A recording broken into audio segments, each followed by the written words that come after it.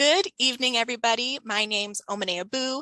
I work for the City of Glendale in the Water Services Department, and joining me tonight is Joanne Toms. You've already seen her commentary in the chat this evening, who also works for the City of Glendale in the Water Services Department. And joining us tonight, we have our guest presenter, Kirti Mathura. And I'd like to welcome everybody as we're going to be talking about composting this evening. But before diving in, let's go over some webinar logistics. So all attendees are muted and the class will be recorded. So just keep an eye on that follow-up email. The recording will be available on the city's water conservation website and YouTube channel in about a week. You can type your questions and comments in the Q&A section or chat functions. I know we've already tested that out, so I'm glad we're good to go on that front. And Joanne and I will be responding to as many questions as we can in the chat throughout the webinar. The class is scheduled to be about an hour and a half long, and we have allotted about 1 hour for the presentation and about 30 minutes for questions. And again, we want to be respectful of your time, so we plan to end right at 7:30. Like Joanne mentioned in the chat already, if you experience any significant technical difficulties, you can contact Joanne via email or phone. Her email is jtoms@glendaleaz.com, or you can give her a call at 623-930-3596. And her contact information was included in those reminder emails that you got from me before the class this evening. After this presentation, like I mentioned, we'll include an email that includes a copy of the PowerPoint resources, recording, and a link to a survey. And we love surveys here. So if you complete the survey, you'll be entered in for a chance to win a gift card from a local nursery. So please fill those out. Again, it really helps us form these programs and classes that interest you. So just to go over some Zoom attendee features, here's what your current view might resemble. You can play around with the features so you're comfortable, and you can click and drag that vertical bar between the presenter and the presentation to enlarge or shrink the view. You can also adjust the audio settings in the bottom left-hand corner of your screen, and feel free to send comments using the chat button or share your questions using the Q&A button. Joanne and I will be monitoring those as they come in during the presentation, but there is time at the end to get those questions answered as well. A great resource that I wanted to share available to Glendale residents is that they can request a free composting container, which is really awesome, and it's courtesy of the city's field operations department. So you can submit your request through Glendale One, and once you're in Glendale One, there's a trash/recycle services link where you can request that additional container. Or if you just prefer to call someone, you can give them a call at 623-930-2660. And again, that information was also included in the reminder emails before this class on how to request that container if you're a Glendale resident. But enough of me talking tonight. I am very excited to introduce you to our presenter tonight. Kirti worked at the Desert Botanical Garden in Phoenix in different capacities for over 17 years after serving 6 years as a garden volunteer. She also worked as a horticulturist for the Cesar Mazier Landscaping and Consulting and Sign Farms, and taught plant materials for the Landscape Architecture program at ASU's School of Design. Most currently, she is the program coordinator for the Smartscape training with the University of Arizona's Cooperative Extension, and teaches landscaping and gardening classes for multiple people. So I'm so excited tonight to introduce you to Kirti, who's going to take it over from here. Thank you so much. Wow, this is exciting to have so many people join us, and so many people from different areas. So thank you. This evening, I would just like to go over the basics of how we can create compost in our backyards or even on our patio. There are so many different ways to compost materials, but we want to focus this evening on just kind of more common approaches for backyard composting systems. Now, first off, think about what is compost. I guess I can't totally ask you since we're not right here face to face in person, but generally compost is organic material that is decomposed. It's broken down. Out in nature, we have this system where all types of organic matter, including plant material and animal material, once they reach the ground surface, microorganisms will work on them and break them down, and eventually those materials become part of the soil. So since we don't have so much plant material here in our desert region, there isn't as much that is broken down, although the same system still occurs. It just doesn't accumulate to as much material going into our desert soils. That's the main reason why our desert soils pale in comparison to other regions. Our soil is a pale tan color, whereas in other areas, I grew up in Michigan, and soil there is just real dark, rich color. So our compost, for our purposes, is going to focus on the decomposition of plant materials. Okay, your composting endeavors can be very simple or as complicated as you would like. It just depends on you, your lifestyle, your interest, and so forth. So really just choose a system that works for you, and then you will have success in decomposing organic matters. Things that you need to consider are how much time you're able or willing to devote to the composting process. Also, the physical effort that you are going to put into the process. Some of us have limitations. Some of us just prefer to not, be using the shovel all the time or things like that. So that's a consideration. Also think about how much material do you have available. So taking these things into consideration, you can then start by choosing the type of system you want to work with. And the best thing is to have at the start approximately a cubic yard of material. This way you have sufficient materials present and in your system that can help the process of decomposition speed along. You can do it with much less material, but it will take longer.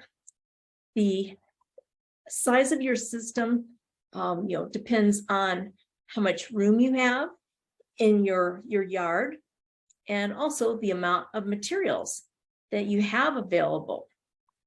Systems can be very, very, very simple.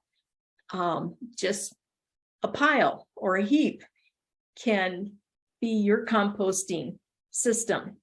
If you like to be a little tidier or have things a little bit more hidden, then you could go to some kind of enclosure. But no matter what you're working with, what type of bin or whatever system you're using, you should not be concerned about malodors. There should never be a situation where even skunks are going to fall over from the stench coming from your composting. You should never have to wear a gas mask. If you're doing things properly, the only aroma that should be emanating from your compost system is something earthy smelling. So let's take a look at different bins. If you want to get a little fancier than just a heap, what you should do, since you want to work with a system that is basically a cubic yard, think about a system, a bin that would be able to hold that material. So something that would be about 3 foot by 3 foot by 3 foot. Most of us, for ease of working, would not want our system to be any taller than about 3 foot. If you're 7 foot tall, that might be a little bit different. But for most of us, a good height for the system is about 3 foot. Think about whether your bin, your enclosure will be stationary, whether it will always be permanently in one place, or if you can move it around and have flexibility in that manner. If it's stationary, I recommend that you make sure that you have easy access to the materials. And that might just be having one side of a 4-sided system easily opened up. Here they have slats that you can remove or put back in place depending on what you're working on. This is a system that has a wooden panel. This was built from bin slats with a 2x4, just connecting them all. And there were you could just use a little hook here for simplicity of opening this up. Once these hooks are released, you can easily just totally move this whole panel off to the side, do your work in the system, and when you're finished, put that panel back in place. So that is a real easy way to have access. So this would be a situation where those aren't movable. They are nailed into place. I think most of us would like some flexibility. Here they have a system with some wooden slats on the side, and the cross slats are just able to slide in and out. This is a little fancier. They used these metal construction pieces kind of as a runner, and these panel pieces could be just slid out and set aside, or slid back in, moved back into place when you were finished. Now you might have noticed some of the background on those examples I showed you. So now we're going to talk about the bin being open or more enclosed. When we talk about open-sided, there are some advantages and disadvantages, well, to both of these. The open-sided, such as this example here, that is made primarily of hardware cloth. You get great, enhanced aeration. Air can filter through that material easier.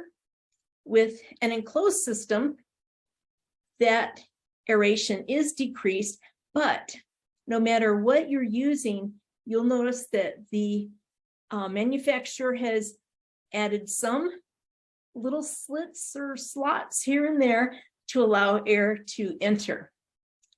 The open-sided dries out faster. With our enclosed system, it will hold moisture longer. It's a good benefit. The open-sided, it will also lose heat faster. During the summer, that's probably not a real concern. It might help things, it might slow things down in the winter with an open-sided system because that heat can dissipate. Whereas in an enclosed system, especially during the winter, it will hold heat better. The closed system also has the advantage of deterring animals, of critters of different sorts, whether it be, the family dog that's always getting into things, digging around, or some other creature. You might choose an enclosed system if you want to kind of deter animals having access to your recycling, your composting system. This is about as simple as you can get. They have just purchased wire, enough of a length that you can just circle it around, clip it in place, and you've got a 3-foot diameter cylinder there. That is very, very easy to create. This system, they have made this out of hardware cloth. I usually recommend this because once your material starts to decompose, it will gradually get smaller and smaller and smaller. With something like this or chicken wire, the openings in the pattern of that wire are larger and more things can filter out. This perhaps could be a great system for what we call stockpiling. Fresh materials, you just throw them in there and it keeps things from blowing around, keeps them in one place until you're ready to start the composting cycle. This is quite fancy. I am horrible at my construction materials, no clue as to what they're called, but they use this really nice sturdy wire, these panels with metal corners, metal corners, and they even got fancy. Somebody did a beautiful welding job on this. They got fancy and topped these posts off with little discs so that nobody would get, cut or scratched with perhaps the sharp edges of this bar here. And with this one, they have two sections that they created here. Somebody did a beautiful welding job. So this is great, sturdy. They just left the front open, so it's easy access to work the material or remove material when it's composted completely. But I want you to keep this example in mind. These photos were taken at a community garden, and I'm going to refer back to this composting system, this bin, a little bit later. You could use old pallets. Those sometimes can be very easy to pick up here and there. You can configure them in different ways. This is just a corner created for this big heap. Here they have a series of a few different sections made with these panels. This one has 4 pallets that are configured into a square. With this, you want to make sure that maybe one side you would wire in a fashion or secure it in such a fashion that it would be easy to open up or remove one of those pallets for easy working. Not all pallets are the same. Different materials can be longer lasting. Keep in mind, when we're composting, we typically want to keep the material moist, consistently moist. So you want to choose something that isn't going to break down, decay with that constant moisture in too short of a time. Pine is typically more resistant to the decay than some of the hardwoods. Not all slats are the same in respect to the space between the slats. Just as with the chicken wire or larger grid wire, you can have a lot of materials kind of fall out of or sift through if those pallet slats are really wide. There is a way to work with that. If pallets that you do have gaps between the slats, you can use some kind of maybe old window screening, or some of us as gardeners, you may have some old shade cloth that isn't in such great condition that you're still using it to cover plants to protect them in the hot summer months. You could line the inside, the sides with that material, thus preventing these smaller, more decomposed materials from just falling out. You could, instead of using pallets, something recycled like that, you could just build a type of enclosure with wood. Remember that some wood might leach harmful chemicals into your compost if there's consistent moisture. These days, I think our treated wood is approached a little bit differently. Some time ago, the process for treating our wood involved arsenic, copper, and chromium. The arsenic can very easily leach into the composting material with consistent moisture in that setting. That's something that, depending on what you're going to use your compost for, would be something that you'd want to avoid. If you're going to be just using it in your landscape, that might not be so much of an issue. But if you're using your compost for a vegetable garden to enrich the soil, arsenic can be readily absorbed by some of our vegetables. Not all of them, but some of them are great at absorbing arsenic and perhaps other heavy metals from the soil, and we wouldn't want to be ingesting anything like that. So you could use either cedar or redwood. Those will last for years and years and years. They just naturally are resistant to decay. Even with that moisture, they will last for years. Even though they're more expensive up front, you will get years of life out of them. Or you could use it, use a safe paint material on your boards when you're creating this. You could use straw bales. They will eventually decompose themselves.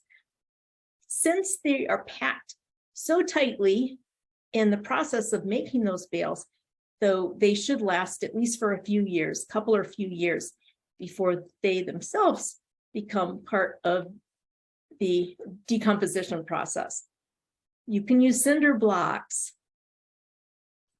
New cinder blocks can have a really nice, clean look to them. Somebody really was a good mason here. They did a beautiful job. They left spaces between the cinder blocks to allow for some air movement, and that this system has 1, 2, 3 sections to that, which is great. It gives you a lot of versatility. We'll talk about that in a minute. You could perhaps, if you're more of the mind to repurpose things, you could collect some cinder blocks that maybe would have otherwise gone to the landfill. They might have some chips or cracks in them that made them unsuitable for building, but you could certainly use them for just making some defined space to enclose your compost. And this is kind of a real hodgepodge. It could look a little tidier than this if you wanted to spend the time collecting those that are similar in shape. There are bins or enclosures that are made of sheets of recycled plastic. Now, recycled plastic is very long living in our desert environment. You might be a little hesitant, but it will last in our sun and our heat. This is a great system called the geobin. The way it's developed is that the sheet is long enough that you can make it into a cylinder, and just from its ends, that could give you a 5-foot diameter space to work with. Perhaps at a different time of the year, you didn't have as much material. Well, you could kind of loop it around a little bit and just have a 3-foot diameter bin to work with. So it gives you some, I think, really fun, cool flexibility. In actuality, this is for growing potatoes. Perhaps in the off season, when you're not growing your potatoes, you could use this for your compost system. It has great aeration holes and very easy to work with. And as Amane had mentioned, you perhaps could use as your enclosure a refurbished trash bin. A lot of our municipalities, perhaps a wheel broke off, or the lid got cracked some or something, where they're not suitable for our daily collection of materials. They could certainly be great for composting. The cities will clean them out and drill air holes in them You could use them with or without the lid. You can use it right side up, upside down. A lot of versatility can be found with these as your compost enclosures. So I think this is something that you could certainly investigate. And there are the those that you could purchase, made out of recycled plastic.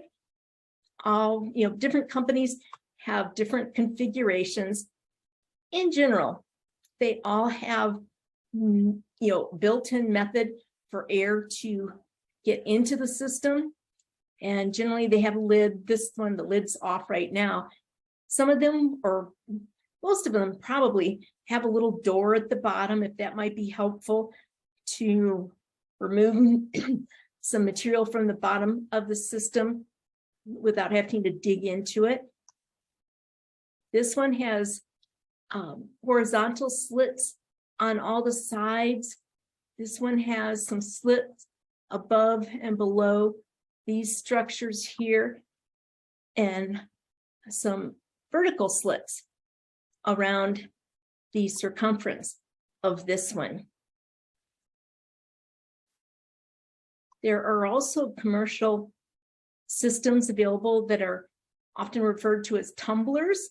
They have an axis, a rod going through the center, and standing on the frame, then they can just be kind of rolled, and that will mix material to get more air into the materials as needed.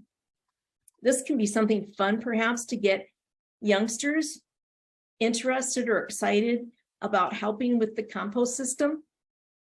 I think it's always great to try to engage younger people into gardening activities such as composting. And sometimes you got to have that little catch, something that might be fun or cool in their eyes. On a larger scale, this has a nice big frame and can hold much more material than the previous examples. It has a crank system that makes it very easy. It's sitting on this frame, and there are wheels here, and it has these teeth in it, and they match with teeth on the side of the bin. And by cranking this, it very easily moves around so you can mix the material inside.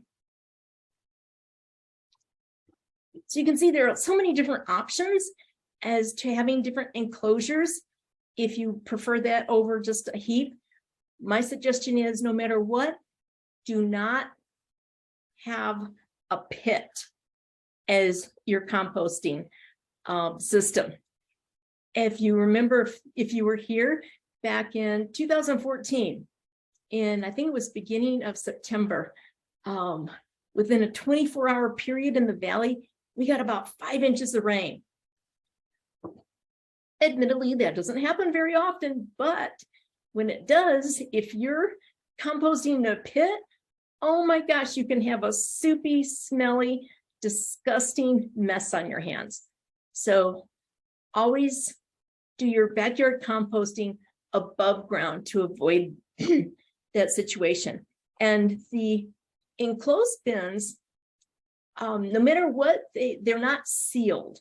So you don't want to have a pit, and you don't want to have a sealed system so that no air can get into it. That is not going to work properly for our backyard composting. Spend a minute talking about having sections with your system. This is 2 sections here. This system has 3 sections. That can give you some flexibility in your approach to the composting process.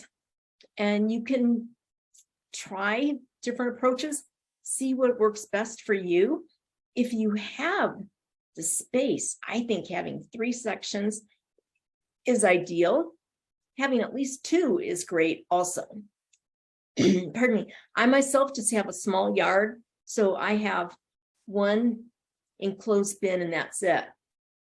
By having more than one section, you can have actively decomposing material in one side. You might be stockpiling, just keep throwing fresh materials into the other side.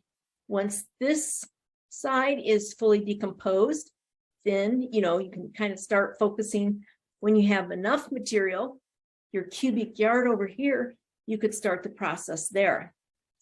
Or you could have everything here and you could continually add fresh material as it becomes available and to aerate, to mix the material.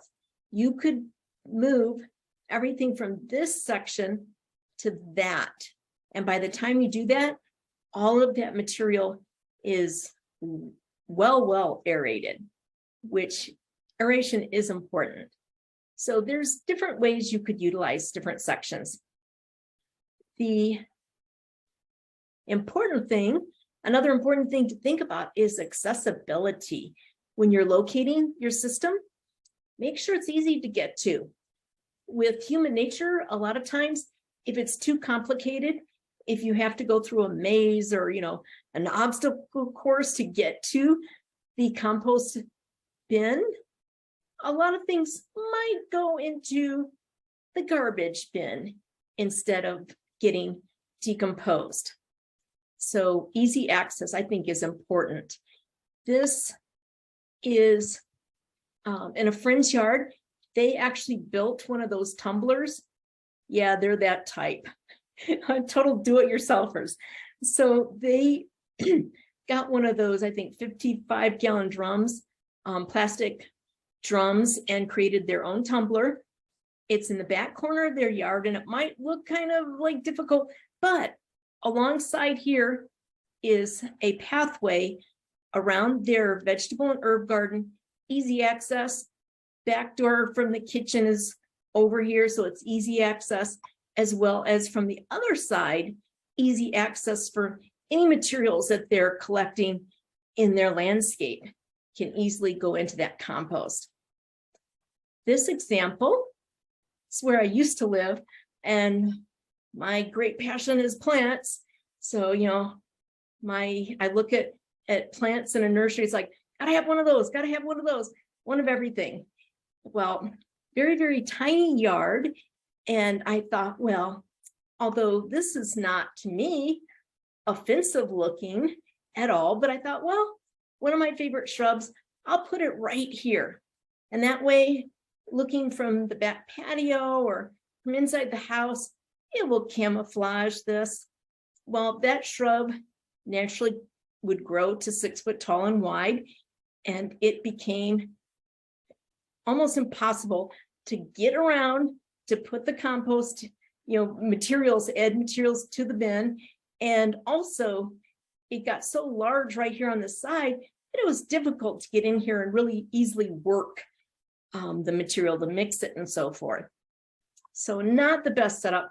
The shrub ended up having to be relocated to a larger friend's yard. This is a situation where I think they located this bin here for easy access. This is a little townhouse area. The only problem is here. There is the house wall right next to this. Remember, we want to keep our material moist, consistently moist. I think this is perhaps asking for termites to show up, having consistently moist soil right next to the foundation of the house. So in that respect, I don't think this was a very good location.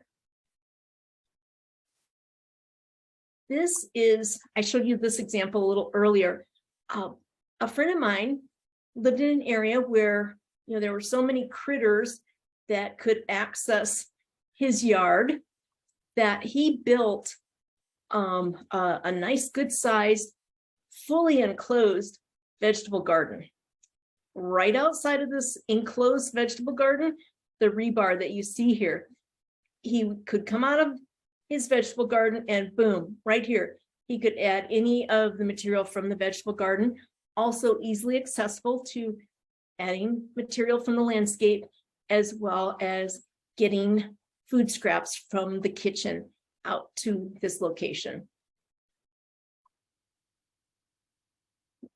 So you need easy access. You absolutely have to have easy access to water. That is so important, because you will need to keep that compost system moist. The water source can be a hose connected to a hose bib, such as what we see here. It can be even on mine, because I'm a lazy gardener, I hooked up a little spray from my drip irrigation system. I'll show you that in a minute. Pardon me. If there is possibility, if you look through this hardware cloth, that is just maybe 6 inches or so from a stuccoed wall. In this situation, it wasn't of real concern, but it could possibly, when we have a hard rain, it could splash material out onto that wall and possibly discolor it. So think about things like that. It's always best to have your compost system on a level surface that can excess water can easily drain away from it. Pardon me. So just like you don't want to be composting in a pit, if you do have a sloped terrain in your yard, it's better off to have it a little higher up and not at the very low spot in your yard, because otherwise that could turn into a situation like the pit. You could have have your bin sitting right on the soil. These, just to be a little tidy, this one they located on some pavers. This one has some old boards that had their original use had kind of worn out, so they were cut down to fit in the bottom of this compost bin. The advantage is when you're getting down to really almost, or fully decomposed material, if you're trying to shovel that out, it keeps the soil underneath, or gravel perhaps, from getting mixed in with the actual compost, but it isn't necessary. I really encourage you to take a look at the layout of your landscape and try to put your compost system a good distance from your tree roots. Our desert trees, even something like an ironwood that is so drought tolerant, if we don't get rain during the summer for a 4 to 6 week stretch, that ironwood should be okay. But if there is water available every week, that ironwood's probably going to absorb it. Definitely our mesquites are opportunistic. If the moisture's there, they will take advantage. They don't know when to stop. It's in their system to just keep absorbing the moisture if it's there. A survival tactic. So if you have consistently moist soil with your compost system, and some of that moisture is, trickling down into the soil, consistently moist compost, some of that moisture is going to trickle down into the soil beneath the bin, and tree roots will just slurp that consistent moisture up. That can cause great problems, because when trees have access to that much water, that kind of encourages them or forces them to grow unnaturally fast with weak branch development. That's when we get the problems during our monsoon season with winds. And if you're as lazy as I am and you don't mix your compost as often as you should, you might even find the tree roots growing up into your compost. I know you guys wouldn't have that problem. You're not as lazy as I am. Do you put your compost in a sunny location or a shaded location? You might have the benefit of the system holding moisture a little bit longer in the summer if it's in the shade. But when we're 110 degrees, you know, you're still going to have to add water very frequently. With the winter, if it's in sun, that can help the heat, that help keep a higher temperature than if it's in the sun than if it's in the shade, which can be advantage to help the decomposers keep active. So to me, sun versus shade, that's not a huge thing. I just want to make sure that you think about easy access, and definitely easy access to water. Now, these are some of the city refurbished bins that these folks have, and they're not unsightly at all. They have their little patio here. Even if they're entertaining friends, people aren't going to look over and go, "Ew." So this system, that to me, it's not unsightly, it's very tidy. But these folks, I thought this was nice and cute to make it look a little bit fancier. They got some of that picket fencing material and just made a three-sided cover so that when people are over here in the yard or in the house looking out, they won't see that it's the compost. Now the process. If you treat your compost system like a living being, needing food, water, and air, you've got it made. And the decomposers, the workers, they will just show up as long as you've provided the food, the water, and the air. Let's take a look first at the food. Now, the material, this is going to be organic material, and the material you put in is separated generally into two classes, two categories, the carbon and the nitrogen material. A lot of people think of the carbon as the brown or dry material. The nitrogen is the green or more moist or wet material. Overall, you're going to need both. Some sources will tell you that you need a ratio of carbon to nitrogen of 30:1. Now, that's perhaps more than a lot of us could deal with. I think even if you have a 3:1 ratio of carbon to nitrogen materials, you will do fine and you'll get a good finished product. Sources of carbon can come from dry leafy or woody materials. If you have leaves that fall, I think too many of us will, get the leaf blower out. Any leaf that falls to the ground, it doesn't stand a chance. That leaf blower comes out and this goes to the landfill. Well, if you insist on having a super tidy yard, which isn't the best for your soil overall, but if you just have to have that tidiness, then the fallen leaves that you collect, they can be, the dead dried ones, can be a great source of carbon. The things such as dried grass clippings can be used. So this is dried grass clippings.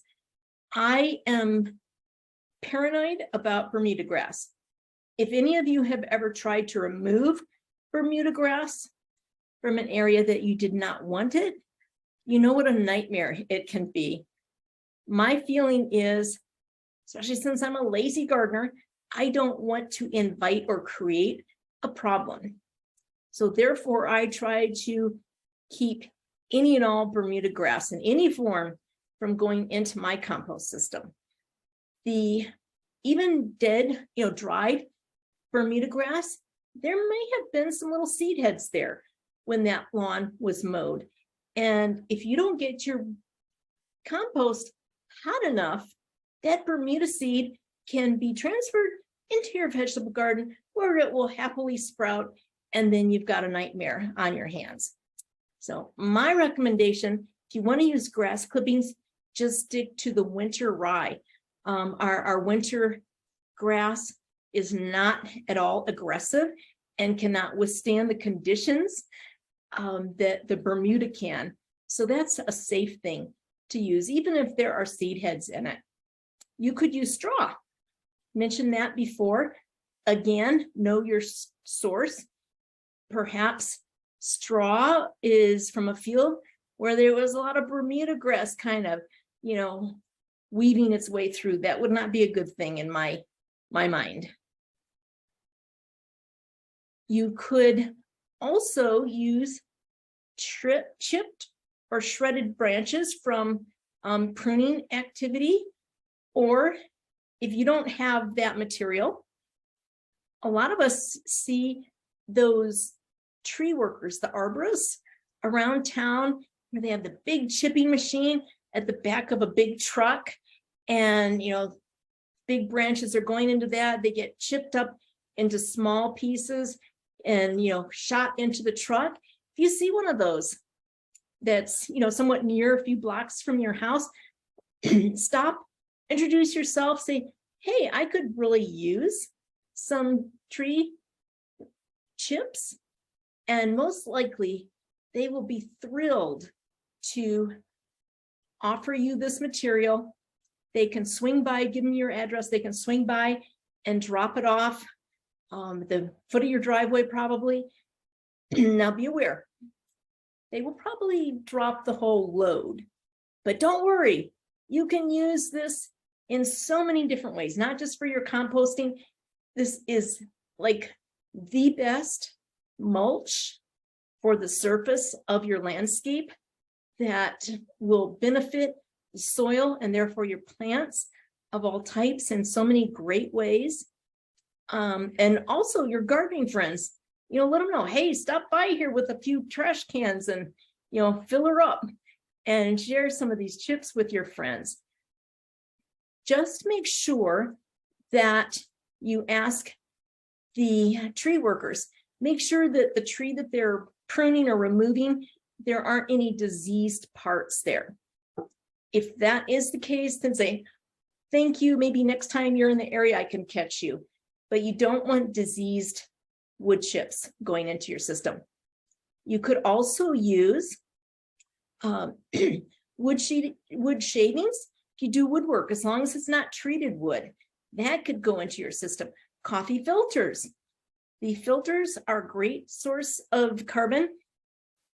Now, I think it's like the second to the last page in your handout. There's a little chart indicating the percentage of carbon and nitrogen of materials. Nothing is purely carbon or purely nitrogen. We just break them into these categories depending on which carbon or nitrogen is of a higher percentage in that material. So the coffee filters are primarily a source for carbon. Tea bags can go in also.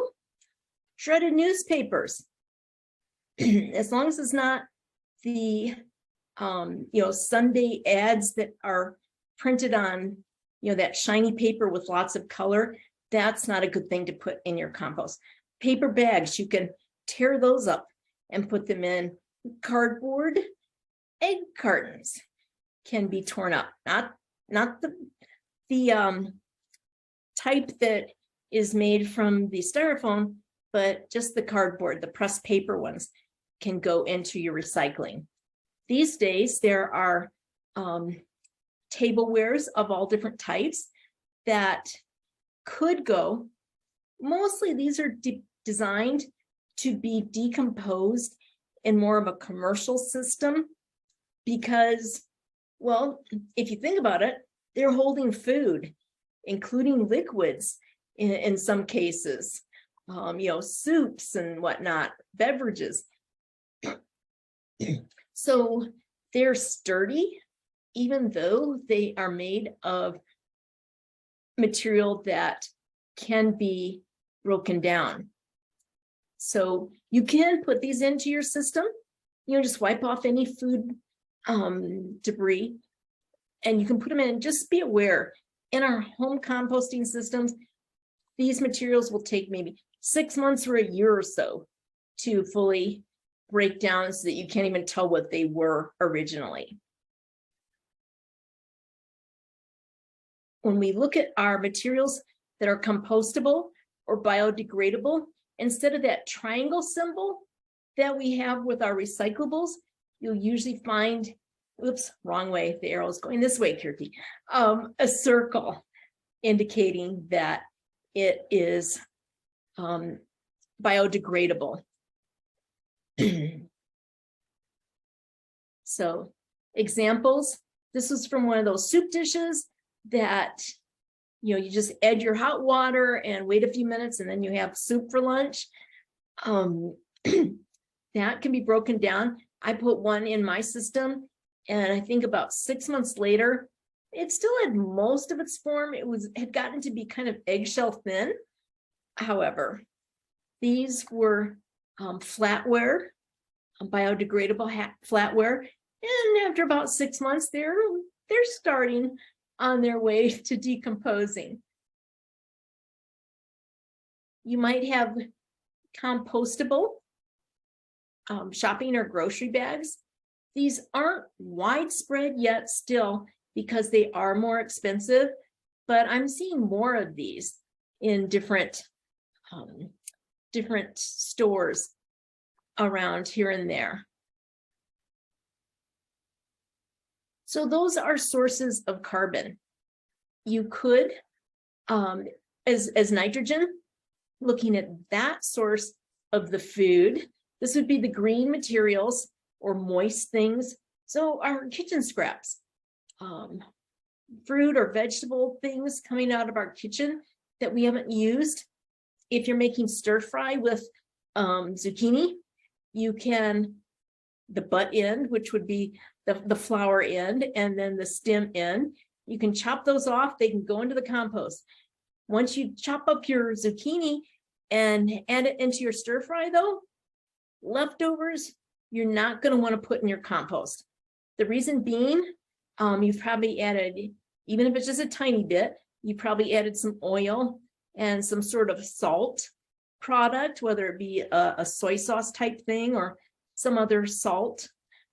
Those things we don't want to put into our compost bin. But fresh materials, yes. You might think, well, you know, I just really don't have much, you know, nitrogen, not a lot of kitchen scraps. Well, you're not. You could get friendly with somebody at a juice bar. Once they have juiced the vegetables or fruits, there's typically this real fibrous pulp that's left over. They have to do something with that. They would likely be more than happy.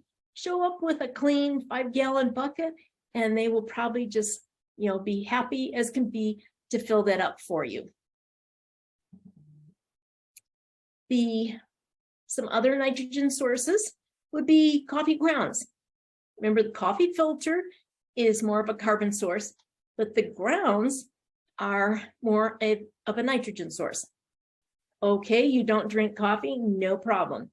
A lot of the coffee shops have the used, you know, already brewed grounds available for you. Might be a situation where you take in a clean 5-gallon bucket, or some of them might have it packaged, maybe in a basket or bin, usually very close to the door, that you can just, you know, grab them and add that to your compost. Fresh grass clippings. So fresh winter ryegrass. Definitely, if you're using fresh grass clippings, I would really hesitate to put Bermuda in. Not only might there be seed there, but Bermuda spreads by runners, and those can be almost, you know, unkillable. So I use caution if I were you. Young weeds, those little sprouts. It's always best if weeds are sprouting up for the season to go out and get them when they're young, before they've they're so easy to pull at that time. Also, they won't have flowers or seeds. When weeds get older, you can still add them to your compost.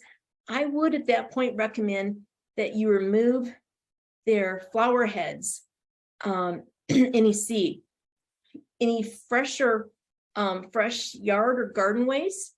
So you might be doing a little pruning on some shrubs or your trees, that can go in. Maybe there was the zucchini that you missed and it's turned into boat, or maybe eggplant was hidden and you didn't harvest it on time. Well, you can clip those off your plants, chop them up, and add them to your compost system. Hair, human hair, as well as pet hair, can be a source of nitrogen in your compost system. And manures. Manures are a different beast. You have to be careful in using manure. Manure needs to be decomposed before we add it to a garden bed. And we only want to use vegetarian manures. So the excrement, feces from things like cows, horses, goats, sheep, chickens. Chickens will eat anything, but usually I'd say primarily their diet is going to be insects, which shouldn't pose a problem, and plant materials. Do not use the feces from any of your pets.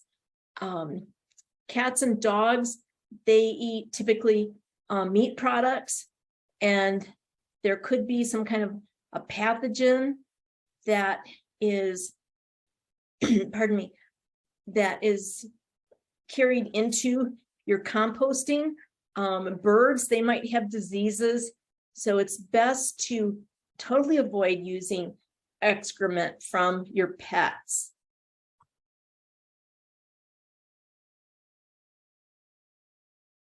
In using manure, make sure it's fully decomposed before you add it to a vegetable or herb garden, and this should prevent the possibility of pathogens such as the dreaded Listeria, E. coli, or Salmonella from contaminating your soil and therefore being carried into your garden produce, your harvest.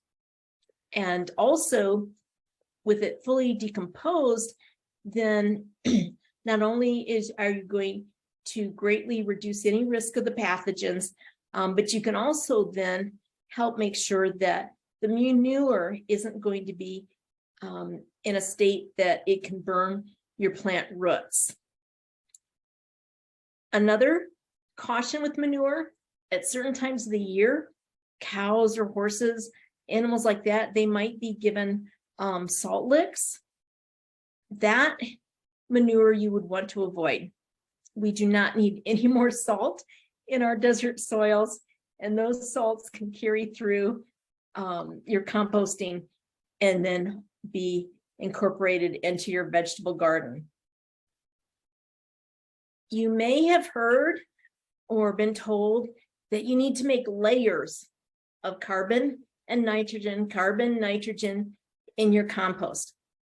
Especially if you're just starting out, that can be helpful to make sure visually or in your mind that you're getting the right amount of carbon and nitrogen added to the system. But all it's going to get mixed up anyway. So don't worry about that. If you don't feel like going through that process of layering, just make sure that you're throwing the carbon and nitrogen in and getting it well mixed, and that will be just fine. If you do have fresh food scraps, I personally have never noticed houseflies or pests like that being attracted to compost, but to be a little safer, perhaps cover fresh food scraps with a layer of carbon material to kind of camouflage it. Now, things that are probably better or definitely you don't want to add to your system would be diseased or insect infested plant materials. I mentioned if you're working with a landscaper, with their chipped material and the trees being taken down because it was disease, you don't want that. Same thing if you're just doing pruning in your yard. If you're working with diseased plant parts or insect infested, those should be bagged and put in your trash. No meat or fish or bones or dairy products or anything with fats and oils in it. These materials will attract houseflies to your system and they will smell bad. They're going to become rancid and just, don't add any of those things to your backyard compost system. There are other systems available that can really focus on all kinds of food scraps like that. But in general, I think you're asking for some undesirables if you do that in your just basic backyard composting. And the weed seeds. Some weed seeds can be killed at maybe 120 degrees. Others, even if you heat your system up to 150 degrees, it might not kill them, such as Bermuda grass. Don't add ash. Back in Michigan, we did. We'd add ash and we'd add lime.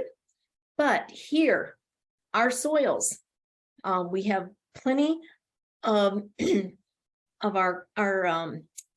we have such high alkalinity here that we don't want to be kind of compounding that by adding lime or even ash to our soil, and eggshells. A few now and then is okay, but not loads of eggshells. Remember, they're made of calcium. And if you've ever been digging in your yard and hit that cement-like material called caliche, that's a calcium carbonate product. Mixes with, pebbles and sand and whatnot from our soil. And yes, it's going to take thousands of years to develop that calcium from your eggshells into caliche. But let's be kind to our gardeners who come a few thousand years after us. Oops. And no cat or dog feces or bird feces from your pet cages, and magazines.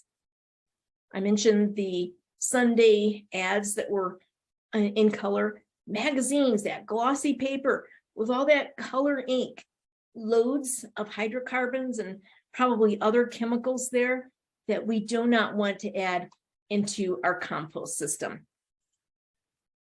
With those weeds, just real young sprouts, throw them in. If they're older though, I would say snap off their little bloom heads, definitely remove the seed heads and discard those into the trash. The rest of that weed, you can kind of chop it up and add it to your compost. Tumbleweed you might be thinking, ooh, great source of carbon. Also a great source of tumbleweed forests. Each tumbleweed probably has, a few thousand seeds just ready to germinate in your vegetable garden bed if you don't heat the material up to a high enough temperature. That's one I would avoid. Now, there are some plant materials that have toxins in their system, such as oleander, or what we consider growth inhibitors. Some plants might have a chemistry that would deter other plants from growing in close proximity to where their foliage, their leaves and things dropped. The university has done studies. It's been found that as long as the oleander is fully decomposed, those toxins are broken down into inert, non-toxic materials. So you have that information, and I would leave it up to you as to whether you wanted to include these materials in your compost or not. If you're trying to be totally organic in your garden, make sure if you're throwing commercial flower arrangements into the bin, make sure it's from an organic florist. Our old style floral arrangements probably are loaded with chemicals, chemicals that were used for fertilizing, maybe for weed control around them and so forth, or insect control, maybe even something sprayed on them to make the flowers last longer. And grass clippings, if they're from somebody else, make sure that they too are growing their turf organically and not using synthetic fertilizers and herbicides and so forth on them. You can use the pet bedding, the stuffing that's in the pet beds. Just make sure that it doesn't have chemicals for perhaps flea or tick deterrent. And if you're an organic person, you probably don't have one of those anyway, but just to be aware of things like that. Now, our regular newspapers, they don't have huge amounts of hydrocarbons, but that normal ink does have some hydrocarbons present. You can use paper that's just printed with soy ink, and that would be totally organic. And the unbleached coffee filters will be organic. And you'd want to avoid treated wood chips or shavings.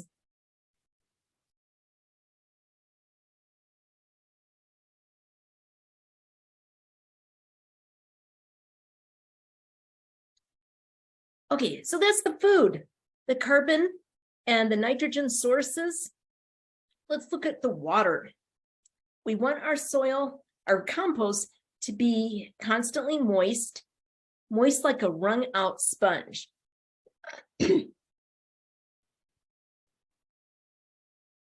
Don't want it to be dripping wet. That can cause stinky situations. If the material in your compost bin is totally saturated with water, that system will become what we call anaerobic, without air. And there are organisms that will break down the material, but their work stinks. This is when you get the bad odor. If your material gets too wet, just add more carbon, more dry materials in, and mix the material, and then it should very quickly return to the better aerobic system. So this is in my bin. Since I'm so lazy and don't keep it moist, what I did was hook up a little spray head from my desert shrub irrigation line. So at least there's periodically moisture applied to the material instead of it depending on me getting the hose over there to water it. So there are different ways that you can make sure that the material stays moist. And the air, food, water, now air. The air is the aeration of the compost. You need to periodically kind of mix or loosen the material so that there's air in the spaces between the particles of organic matter. This is critical because the microorganisms, the workers, they need air just like we do. So if you don't have sufficient air, they can't exist and they can't do their work. Ideally, mix the material or turn it, loosen it about once a week. At most, I'd say twice a week. Don't overdo it. If you're mixing it every day, you're going to keep losing heat that is part of the process. You might want to have a pitchfork or digging fork, garden fork on hand for early in the process, because it's so hard, almost impossible to get a shovel through bigger particles of material. So that can be helpful. As the material decomposes and gets smaller, you can then change over to using a shovel to mix the material. There are also other ways to get some air down into the system.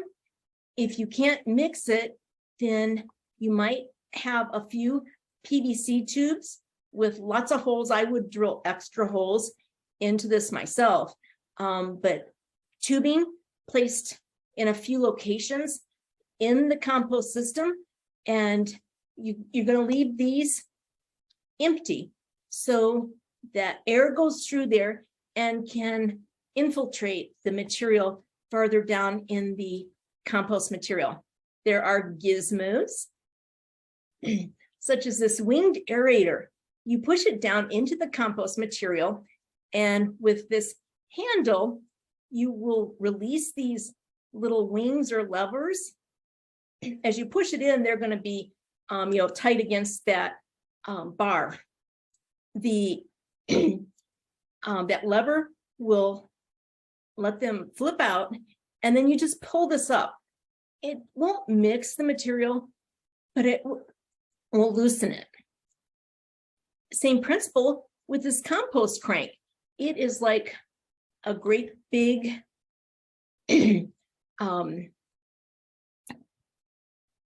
for, oh my gosh, my mind just went blank, that you use for getting the cork out of a wine bottle.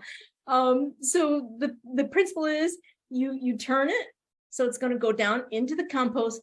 You just pull it up, lift it up, that will loosen the material. In this two-sided, two-section system, they have 4x4s in between the two halves. With the hardware cloth, you've got a 4-inch gap, so that allows some more air to get in. Here they just stuffed some old shade cloth in, so there is some air that can filter down and through there and get down deeper between all of this material. If you need more air, you can always adjust this lid so it's not fully closed, or totally remove it if you prefer to get more air. Now the workers, the microorganisms, they are primarily bacteria, fungi, actinomycetes, things like that that are fun and maybe hard to say. And just like an insect pest in your garden. Those insect pests, they just show up, right? You don't bring them in and put them on your plants. Well, these microorganisms, if you give them a little bit of time, they will just show up. Some people, I guess, get impatient, and you can purchase activators or inoculants to add to your system, but it's not necessary.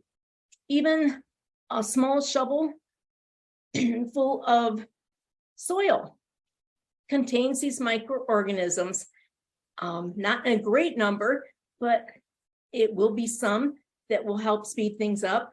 Or if you have a garden bed or a friend has some compost, a shovel full of that added in will quickly populate your compost, your material, with the microorganisms that will break the material down.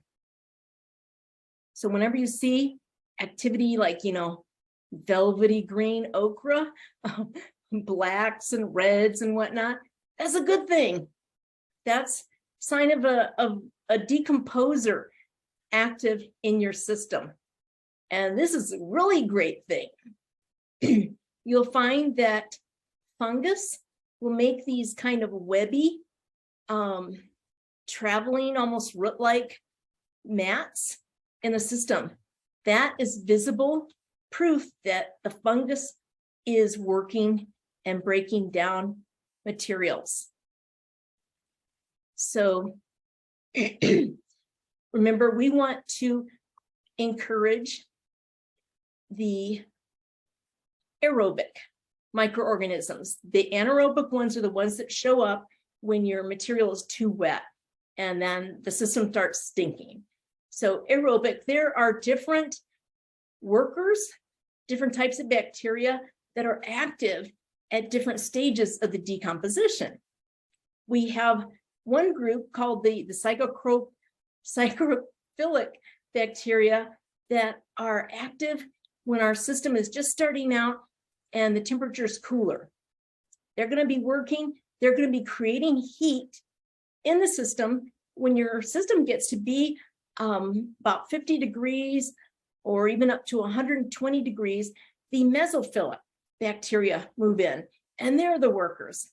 Finally, if your system gets to be a really nice hot working site of 120 to 150 degrees, those are the thermophilic, the heat-loving bacteria.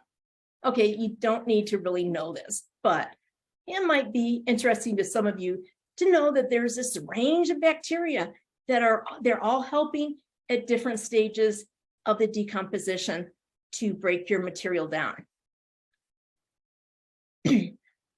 To increase the speed of decomposition, smaller materials have a greater surface area, which makes for easier, faster work by the microorganisms. If you're adding material, chopping it up into smaller pieces will make their work faster. If you've had a potato or onion that you didn't use, don't toss the whole thing in, just slice it up or chop it up a little bit so there is a greater surface area. Somebody threw in a spaghetti squash. If any of you have cooked spaghetti squash before, they have a hard shell. It's going to take forever for those microorganisms to work through that and then get to the inside material in that squash. So at least make some openings. I am addicted to fresh grapefruit juice in the winter. So I just take a few minutes to chop up those rinds before I throw them into the compost. If you have a good amount of material from your yard that you would want to include, you might consider even purchasing a small shredder that there are some that can handle leaves, others that can handle leaves and maybe small to medium-sized branches. I thought this was great. On a garden tour, I saw this example, and they had 5 neighborhood gardeners that pitched in to purchase this larger scale shredder. As long as your fellow gardeners know that they're responsible, that they'll maintain the equipment in good working condition, this could be a great way to process material that's a little bit bigger.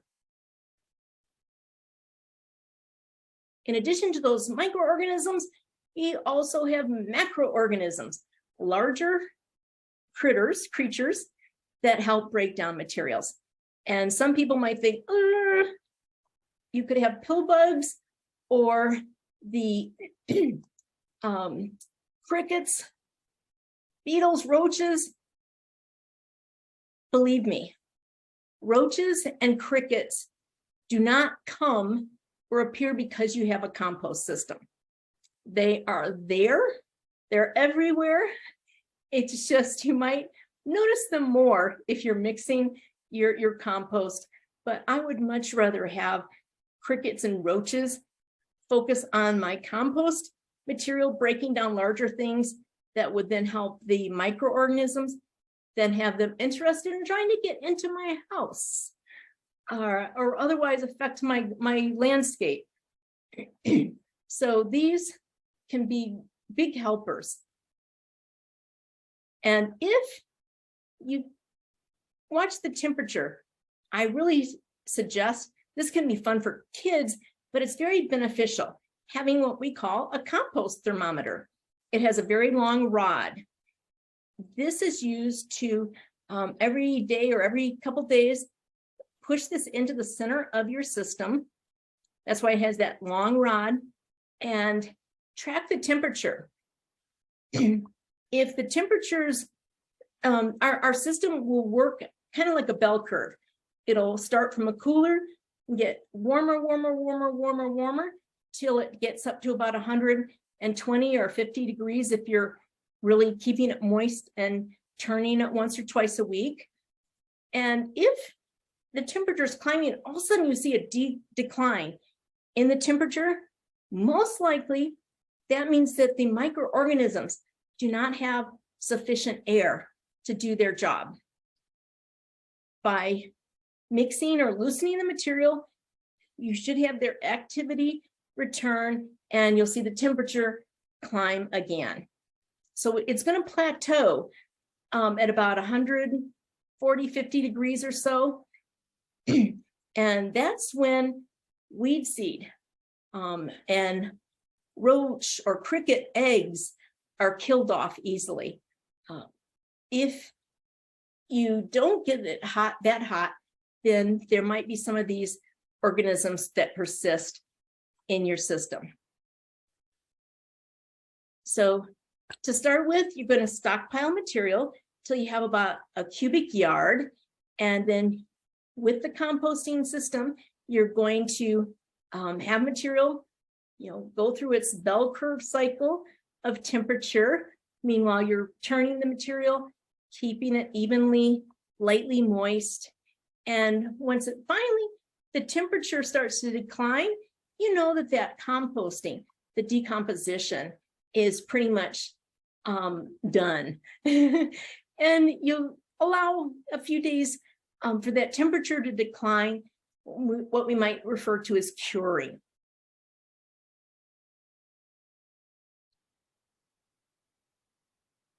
Oops. So you don't have to have signs. This was on a garden tour, but just to kind of show you, you might have things separated in such a way that you've got your stockpiling here and the decomposing material. And then finally, once it's starting to cool off, that's the curing, and then the final material that's ready to go into the garden. Generally, you'll have only about 25 to perhaps 40% of the mass of material that you started with. And generally, if things are well decomposed, you won't be able to identify what they were originally. So end result, once things are totally decomposed, we refer to that as humus, not hummus, but humus, which almost to me kind of looks a little bit like coffee grounds, this dark, rich, crumbly material that has an earthy aroma to it. But I prefer to add into my garden bed material that has not big, but small chunks, small bits, because this will continue to feed the microorganisms that we're going to be transferring into the garden bed. It gives them some sustenance for a while. If everything is almost fully decomposed, they don't have much of a resource, and they won't be available to benefit the soil and therefore your plant roots for very long. If you need to, you can sift out bigger material, just throw it back in, let it decompose for a bit longer. And you can make a sifter yourself. This is a neat system. They had a stand here, the sifter, and they just would shake this, move it back and forth to sift the material. You might put a wheelbarrow or a tarp underneath it. Things that are super fibrous, like pine needles or corn cobs, or some of our agaves have super fibrous leaves.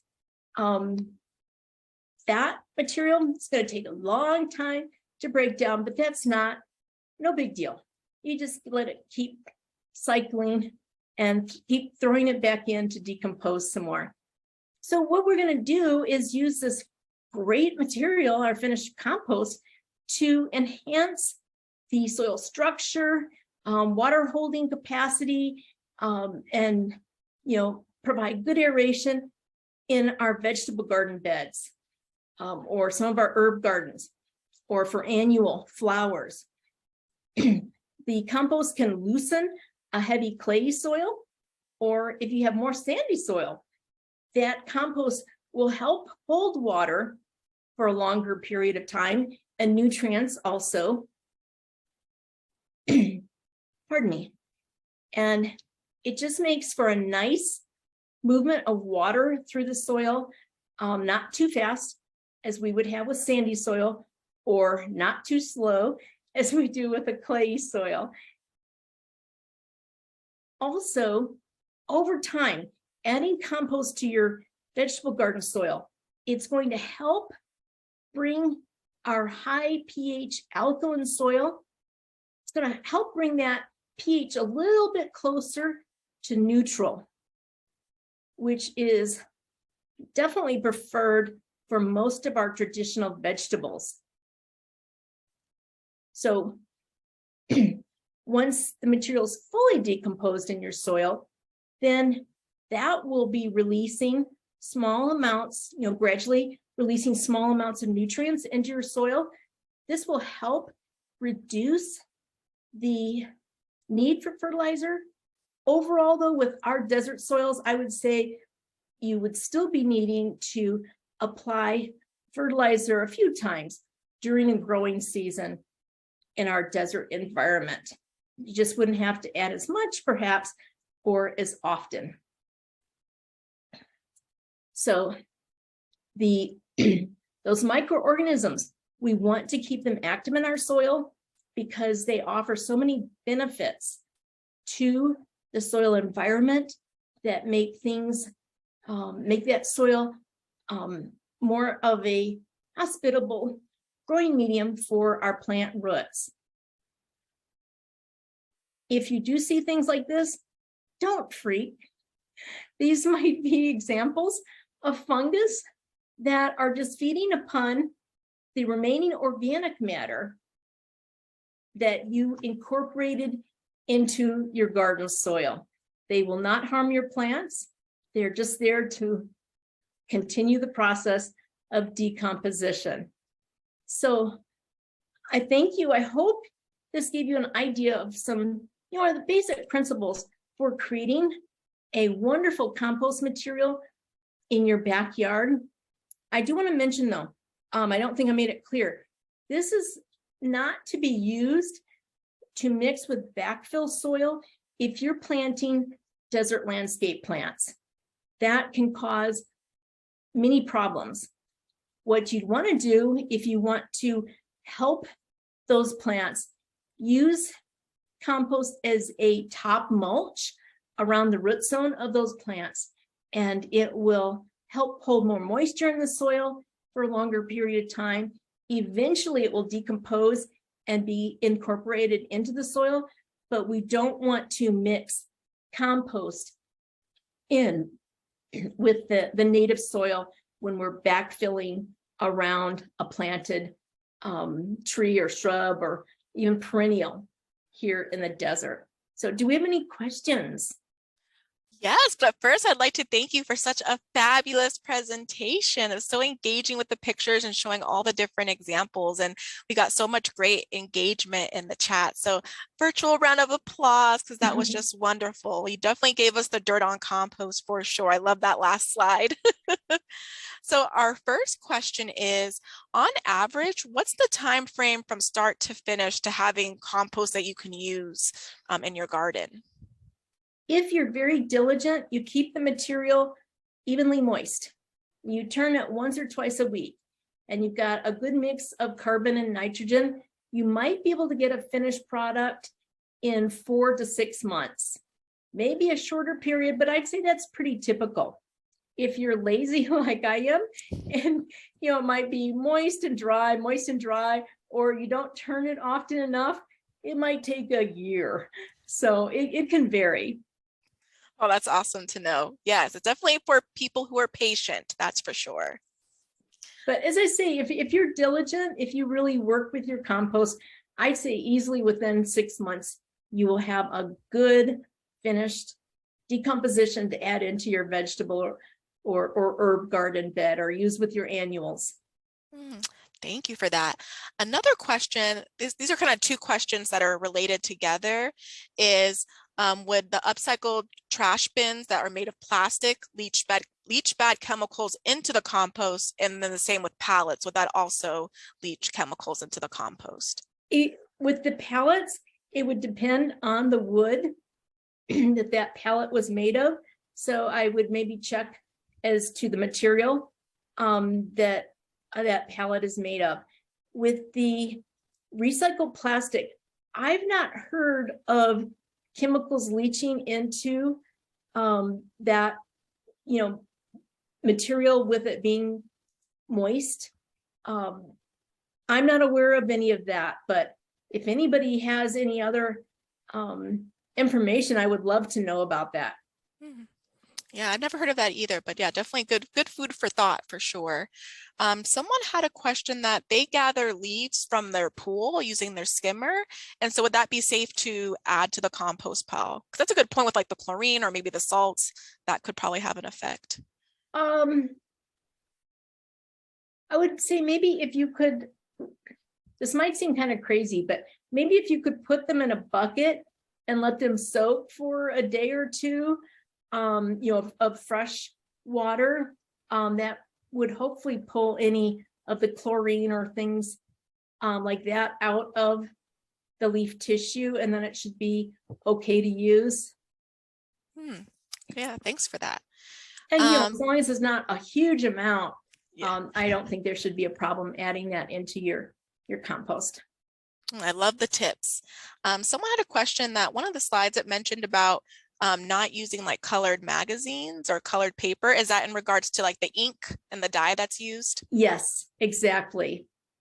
A lot of chemicals there. Just our regular newsprint, just the black print, it does have some hydrocarbons associated with that ink.